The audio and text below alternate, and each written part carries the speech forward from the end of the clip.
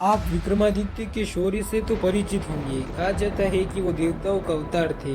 उन्होंने धरती पर मनुष्य रूप में अवतार लिया था। सम्राट विक्रमादित्य अत्यंत पराक्रमी राजा थे।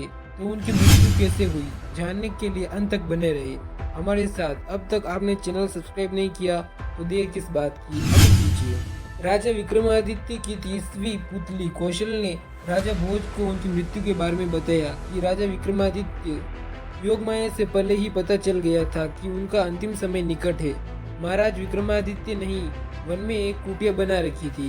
एक दिन उन्होंने देखा कि कुटिया के सामने से प्रकाश आ रहा है। महाराज को ये जानने की जिज्ञासा हुई। उन्होंने प्रण लिया। उनके आदेश पर बेताल उन्हें पहाड़ी पर ले गया। उन्होंने रास्ते में बहुत कठिनाइयों का सामना किया। बेताल ने कहा, महाराज हम इससे आगे नहीं जा सकते। विक्रमादित्य द्वारा कारण पूछने पर बेताल ने बताया कि यह एक महायोगी द्वारा तंत्र शक्ति का घेरा बनाया हुआ है और यह भवन उस योगी का निवास और इसमें वह व्यक्ति प्रवेश कर रहता है। इस कुटिया में वही व्यक्ति प्रवेश कर सकता है जिसका पुरुष योग्य से अधिक हो। यह सुन महाराज विक्रमादित्य ने अपने कदम महल की तरफ बढ़ा दिए और यह जानना चाहते थे कि कौन है वह योगी जिसने इतना यश प्राप्त किया है। वह कुटिया के अंदर प्रवेश करने लगे। कुटिया के अंदर से आवाज आई, आप कौन है, अपना परिचय दे, अन्यथा अपने तपोबल से मैं तुम्हें भस्म कर दूंगा। महाराज विक्रमादित्य कक्ष में पहुंच गए थे। उन्होंने देखा कि एक योगी खड़े हुए हैं। जब महाराजा विक्रमादित्य ने बताया कि वे उज्जैन के महाराजा है, तो योगी ने कहा कि मैं भाग्यशाली हूँ महाराज, जो आप जैसे तपस्वी आज राजा के दर्शन हुए। तब योगी ने महाराजा विक्रमादित्य से कुछ मांगने को कहा। तब विक्रमादित्य ने तमाम सुख सुविधाओं वाला यह महल मांगा। योगी ने खुशी खुशी वह महल विक्रमादित्य को सौंप दिया और उसे वहां से चले गए। काफी चलने के बाद उस योगी को उसके गुरु मिले। तब उसके गुरु ने इस तरह के मन में भटकने के कारण पूछा। तो योगी ने कहा कि वह महल वह राजा विक्रमादित्य को भेंट कर चुके हैं।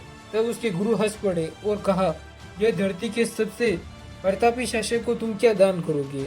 तब योगी के गुरु ने कहा, आप ब्राह्मण का रूप बनाकर अपना महल फिर से मांग लो। तब योगी ने ऐसा ही किया। योगी महल गया। वह राजा विक्रमादित्य के स्थान पर जाकर मांग करने लगा। तब राजा विक्रमादित्य ने खुद कहा, आप अपनी इच्छानुसार निवास स्थान मान लीजिए। तब ब्राह्मण ने महल को मांगा। राजा विक्रमादित्य मुस्कुराए और उन्होंने कहा, वह तो उस महल को उस समय ही छोड़ गए थे, मैं तो बस आपकी परीक्षा ले रहा था। तब 30वीं पुतली ने बताया कि विक्रमादित्य सर्वगुण संपन्न थे, लेकिन एक दिन उन्होंने अपने देह त्याग की जिससे प्रजा में हाहाकार मच गया। जब उनकी चिता सजाई गई तब देवता ने चिता पर पुष्प की वर्षा की। महाराजा विक्रमादित्य के पश्चात उनके पुत्र को राज्य गद्दी दे दी गई, लेकिन वह यह सिंहासन पर नहीं बैठ सका। तब एक दिन महाराजा विक्रमादित्य उसके सपने में आए और कहा कि इस सिंहासन पर तुम जब बैठ सकोगे तब तुम्हें देवत्व प्राप्त हो जाएगा और इस सिंहासन पर बैठने के लायक हो जाओगे तो मैं स्वयं तुम्हें अपने सपने में आकर बताऊंगा। परंतु ऐसा नहीं हो सका। तब उज्जैन के राजाओं का विक्रमादित्य के बराबर न होने के कारण उस सिंहासन को दफनाने का निर्णय लिया गया तथा मजदूरों को बुलवाकर सिंहासन को जमीन में दफना कर दिया गया और उसके पुत्र खंडालों में राज करने लगे। ऐसे ही वीडियो के साथ बने रहे। तब तक के लिए बाय, टेक केयर।